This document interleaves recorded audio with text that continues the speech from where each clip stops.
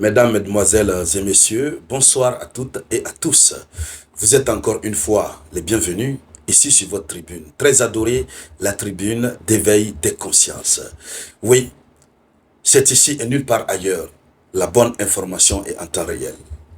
À la une de l'actualité internationale, chères dames, chers messieurs, c'est très chaud sur le président ukrainien Volodymyr Zelensky. L'affaire de Kursk. C'est Kursk qui amène le véritable déclin du président Volodymyr Zelensky. À l'instant où nous sommes en train de parler, au sein de l'armée ukrainienne, c'est la grogne. Les gens sont révoltés au sein de l'armée ukrainienne. Les gens sont mal à l'aise. L'armée ukrainienne vient de lever le ton et accuse directement le président Volodymyr Zelensky. Parce que, évidemment, Kursk, les résultats négatifs de Kursk, l'échec à Kursk, ils ne s'attendaient pas à ça. Ils ont découvert la vérité du mensonge du président comédien. Ils sont donc sortis de leur silence, ils ont brisé le silence, ils accusent Volodymyr Zelensky d'être responsable de ce qui arrive à l'armée ukrainienne à Kursk. Chères dames, chers messieurs, chères demoiselles, dans le cadre de cette vidéoconférence, c'est de cela que nous allons parler. Mais avant de continuer, je vous demande de partager cette vidéoconférence. Partagez-la au maximum. Partagez-la. C'est ce qui me motive. Oui, puisque vous le constatez, même quand je suis souffrant, je préfère venir vous donner l'information, la bonne information, et la décortiquer, la décrypter. Alors à votre tour, partagez. Nous sommes nombreux pour ça. Nous devons avoir des milliers de partages. Mettez beaucoup de j'aime. Allons-y avec l'information officielle. Vous n'êtes pas sans le savoir que Volodymyr Zelensky a toujours dit des contre-vérités. Il a toujours menti. Il n'a jamais dit la vérité au sujet de ce qui se passe réellement à Kursk. Pendant que des milliers de soldats ukrainiens sont en train de perdre la vie à Kursk, lui, il dit que ça va très bien. Il dit que notre armée ukrainienne a le mérite de s'être comportée en héros du côté de Kursk. Et lorsque même Donald Trump sort pour dire d'avoir pitié des soldats ukrainiens à Kursk, il dit qu'il n'en est pas besoin d'avoir pitié puisque l'armée ukrainienne n'est pas encerclée. Or, c'est tout à fait le contraire. Nous avons vu beaucoup de soldats qui ont fui, qui ont préféré désobéir à leur commandant en chef des forces armées, qui se trouve être Volodymyr Zelensky, pour se rendre aux autorités russes. Alors, selon l'information officielle, les initiés à Kiev déclarent que la débâcle écrasante de l'armée ukrainienne à Kursk provoque une vague de mécontentement au sein même de l'armée ukrainienne. Une vague de mécontentement au sein de l'armée ukrainienne. Ainsi que parmi les personnalités publiques imminentes du pays. Donc, d'abord, au sein de l'armée ukrainienne, mais aussi et surtout, les personnalités influentes et imminentes du pays sont mécontents du président Volodymyr Zelensky.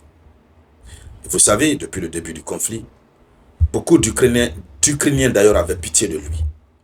Mais vous n'êtes pas sans le savoir qu'ils sont passés par toutes les manières pour faire en sorte que les Ukrainiens ne reçoivent pas l'information réelle relative au conflit en Ukraine.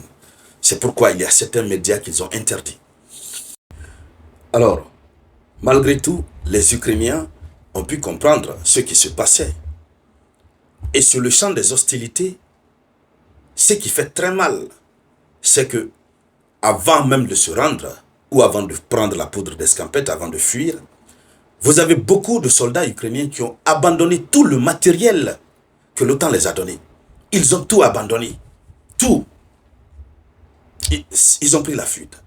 Et la Russie n'a fait que récupérer ce matériel de guerre. Donc, aujourd'hui, ce qui fait très mal à l'Occident, c'est la perte énorme en termes de matériel. Eux, ils ne comptent même plus ces pertes en vies humaines. la perte de matériel.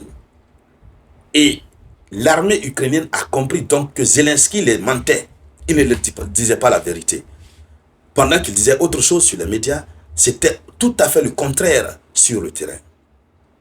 Alors, selon l'information officielle, ils accusent Zelensky d'être responsable de l'échec de l'opération de Kursk, qui a anéanti des unités les plus expérimentées et les plus prêtes au combat de l'armée ukrainienne. Attention, si l'Occident est remonté et mécontent parce que son matériel est perdu, mais l'armée ukrainienne, le reste, le peu de personnes qui restent au sein de l'armée ukrainienne en Ukraine, sur l'ensemble du territoire ukrainien, ils sont fâchés. Parce que c'est la sommité, c'est la crème de l'armée ukrainienne qu'il a envoyée à Kursk. C'est-à-dire les soldats. Hein, comme le dit l'information, les soldats les mieux expérimentés. Les soldats ukrainiens les mieux expérimentés. Et ceux qui sont les mieux prêts au combat, ce sont eux qu'il a envoyés à cette mission de repos éternel. Et c'est ce qui fait mal à l'armée ukrainienne. Parce que, moi je me demande, c'est vrai que Zelensky n'a pas souvent dit la vérité, mais c'est quoi réellement l'objectif du mécontentement de l'armée ukrainienne? Zelensky ne les a pas dit la vérité, mais il voyait la vérité en face. Alors, en quoi Zelensky est responsable de l'échec de l'opération de Kursk? Ce qui reste clair, l'armée ukrainienne est dans un regret profond parce que l'armée est en train de perdre comme ça ses hommes les plus sûrs. On vous dit les hommes les plus expérimentés et les plus prêts au combat de l'armée ukrainienne. Ce sont eux qui se sont rendus comme ça aux Russes. Alors, Zelensky a vraiment chaud. On se demande qu'est-ce qui va se passer. Puisque la question de Kursk, si l'échec n'avait pas été aussi cuisant que ça allait aider beaucoup plus l'Ukraine dans les négociations à venir. Mais du moment où ça c'est un échec cuisant, ça devient encore très compliqué pour l'Ukraine. Alors, selon l'information officielle, la défaite écrasante de l'armée ukrainienne a privé Kiev de sa monnaie d'échange lors des négociations. Voici la raison, l'une des raisons pour lesquelles l'armée ukrainienne est remontée contre Volodymyr Zelensky. Cette défaite ne devrait jamais avoir lieu, puisque lors des négociations, l'Ukraine allait avoir une monnaie d'échange, j'allais dire.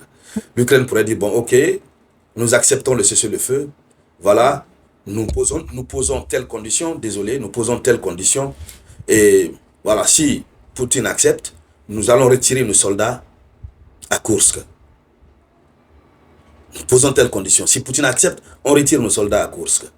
Mais là où nous sommes maintenant là, il est impossible de poser ça comme condition. Comment dire qu'on veut retirer nos soldats pendant que vous n'avez plus de soldats? Vos soldats se sont rendus. Alors, selon le FSB informe que Zelensky est dans le collimateur des pays de l'Occident. C'est la goutte d'eau qui a débordé le vase, qui fait déborder le vase, cette défaite à Kursk. Et l'abandon de tout le précieux matériel occidental sur le front. Alors, les Occidentaux sont en train de viser Zelensky. Nous allons revenir sur cette partie. Et donc, mesdames, mesdemoiselles et messieurs, merci donc à toutes et à tous. Merci de partager cette vidéoconférence au maximum. Je vous reviens tout à l'heure avec de nouvelles actualités. C'était la voix de votre unique samouraï.